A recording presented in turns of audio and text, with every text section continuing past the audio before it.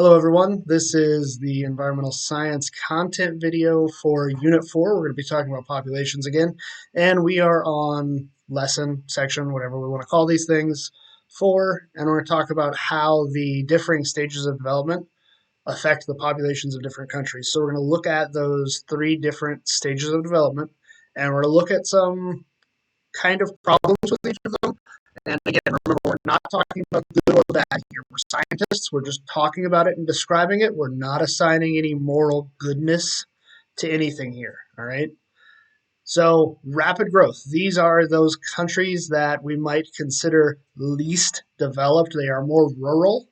They live a quote unquote more simplified lifestyle, and they may be more agriculturally based versus more specialized labor based.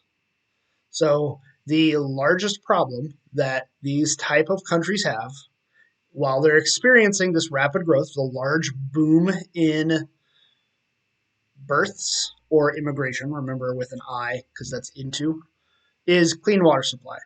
Without a effective clean water supply, this rapid growth will be hindered completely, and a higher child or infant mortality rate will cause that rapid growth to never reach the adulthood stage. Right? It'll just be with those pre-reproductive age years in the age structure diagram. The other problem is fuel, and we're not necessarily talking about petroleum or gasoline here. We are mainly talking about heating and cooking fuel. So, heating your house and cooking with it.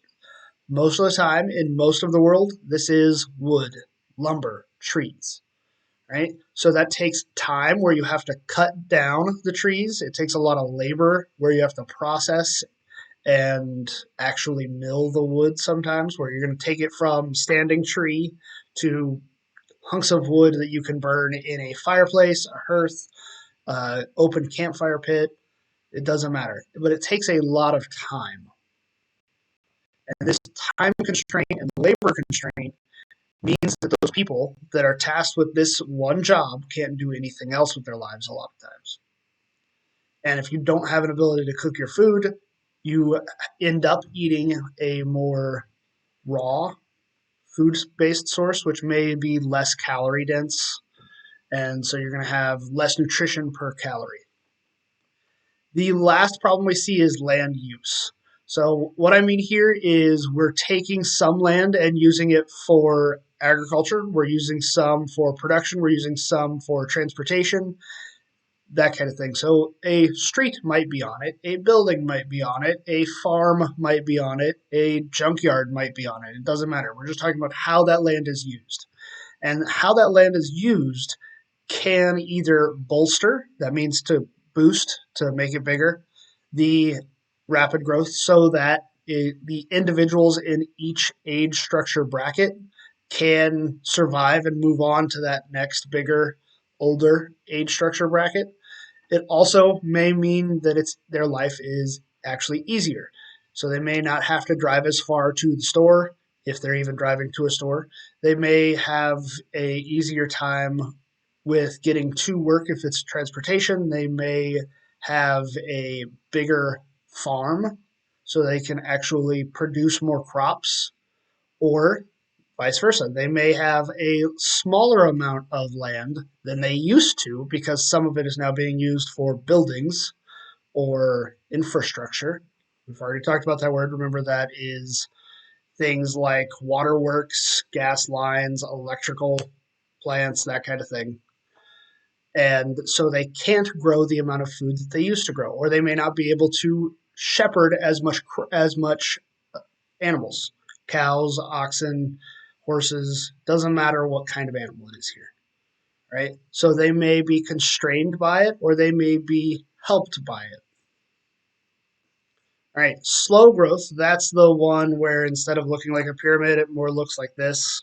The one on the page here.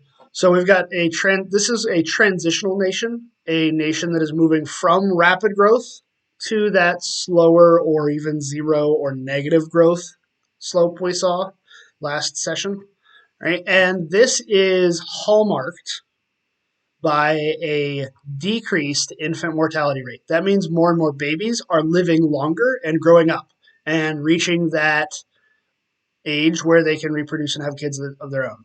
It also means that there's an increase in overall survivorship. So each one of these age brackets here, more and more people are surviving and moving into the next one and moving into the next one, and so on and so forth. This usually means that eventually, if this does happen, all these people who are in their 60s are going to live into their 70s and into the 80s, and then so on and so forth. And that's what causes that change from this shape to this shape, where there's no slope in the graph. All right, so survivorship is just, remember, those individuals in each age bracket moving to the next one. All right, and you can see in this graph here that there are actually two different sets of data being shown. One is these yellow-orange bars, the other are the blue squares. So the yellow ones are from 2015 and the blue ones are projections. So you can see that more and more of the older generation is forecasted to be alive. That's that increase in survivorship being shown in just 35 years, right? We also tend to see these societies moving from a rural standpoint to an urban standpoint. So we're starting to have cities, larger and larger cities, more people living in those cities. So that might be as a result of that clumping dispersion and an increase in population density. All right. Aside from the uniform or the random spread out dispersions, we also are starting to see the rise in people living in suburbs here. And this is towards the end of a slow growth. All right. So this isn't right at the beginning. It's definitely in the slow growth. It may even be leaving this slow growth bracket that we're talking about category. And so they're living in a suburb and commuting into the city to work. So they're still living close to a central population, even if they don't live inside the city limits themselves. All right, a zero or declining growth. I know I don't have a picture here. It's the straight one, okay?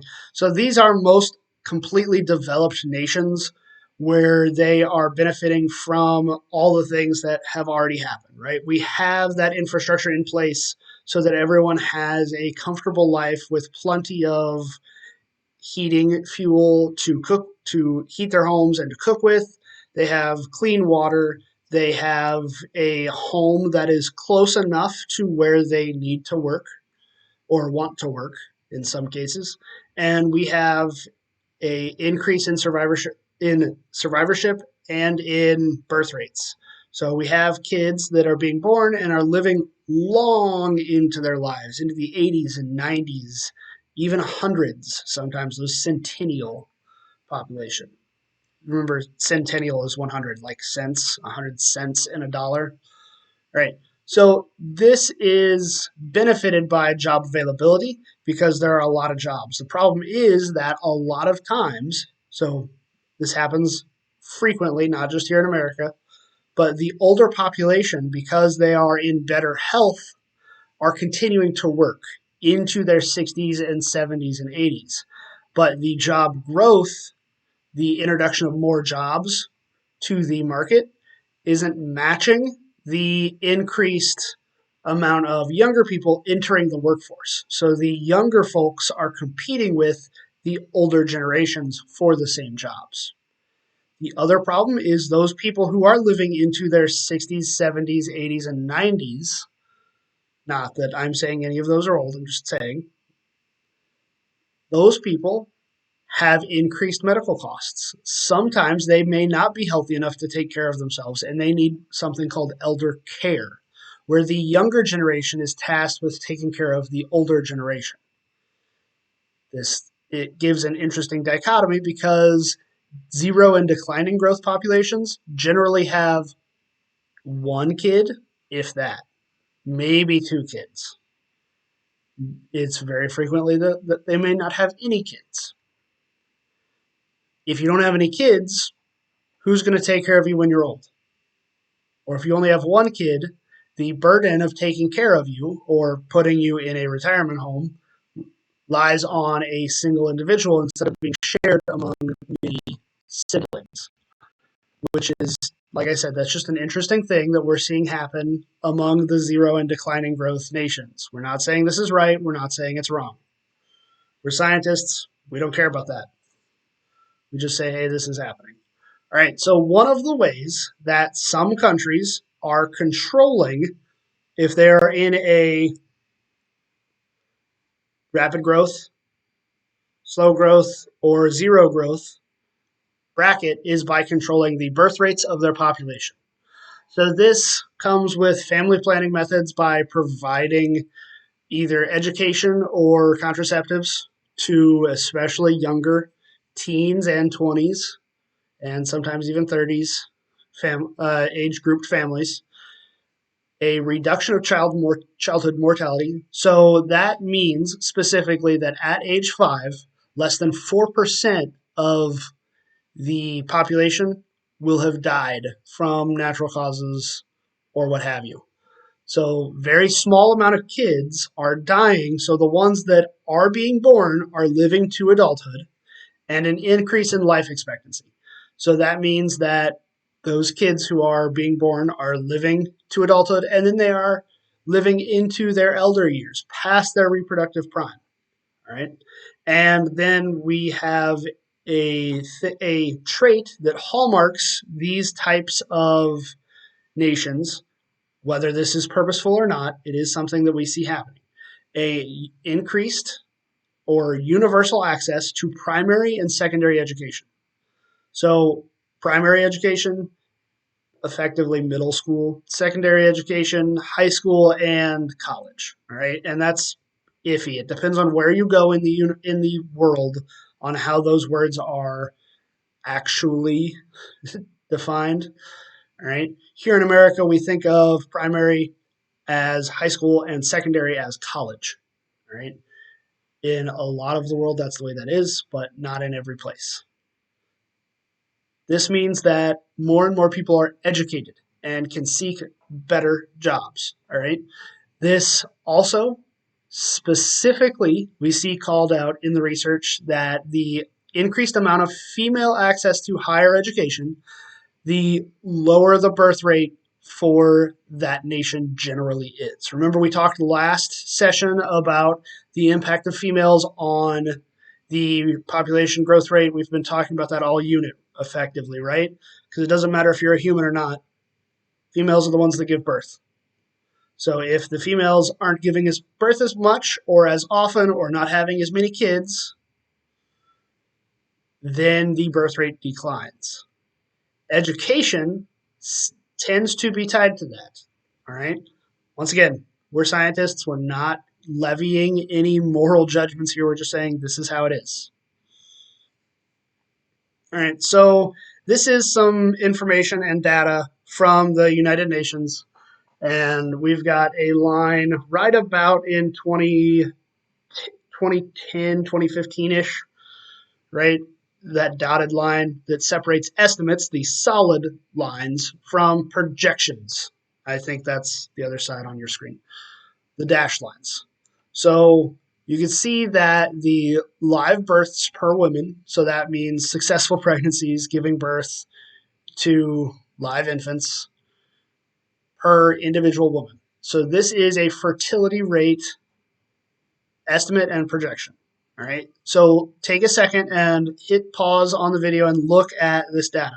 Specifically, look at those colors down at the bottom and which line represents which actual region of the world. All right. So you hit pause and you looked at that. If you didn't do it, stop. Do that now. I know some of you just kept watching.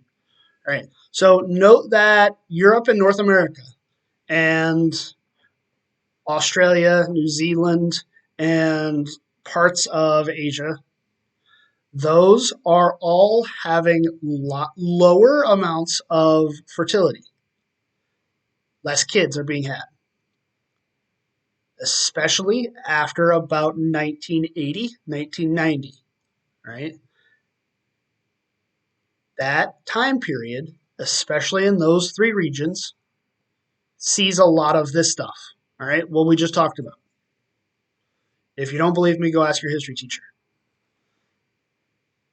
if we continue projecting, and this is, demographers, people who study this for a living, if they do the projection, not me, the high school science teacher, they are forecasting that the fertility rate globally will decrease to about 2.5 kids per female across the globe.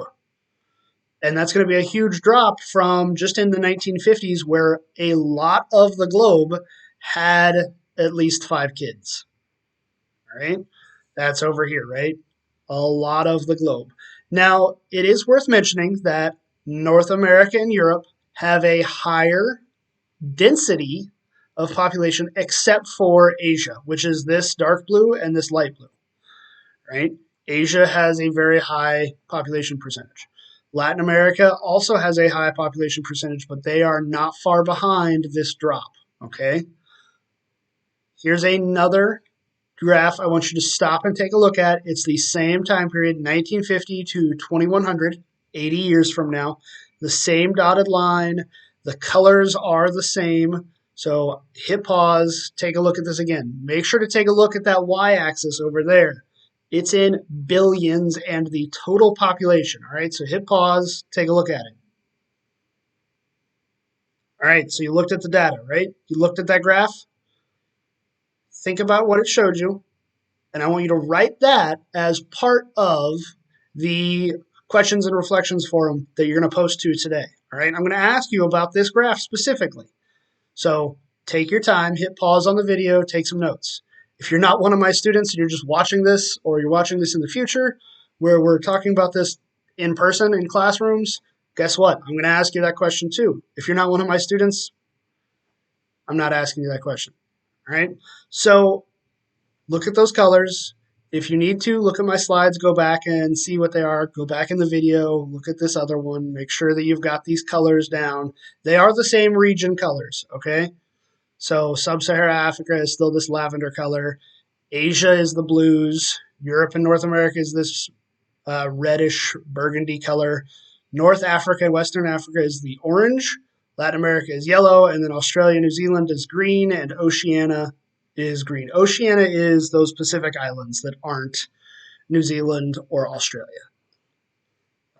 Doesn't count Hawaii. We're talking farther into the Pacific Ocean. All right. So remember, this is in billions here. Big differences.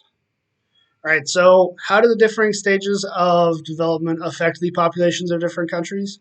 By changing their quality of life, by changing how many kids they are likely to have, by changing if they're likely to have kids at all, by changing their job outlooks and their education level.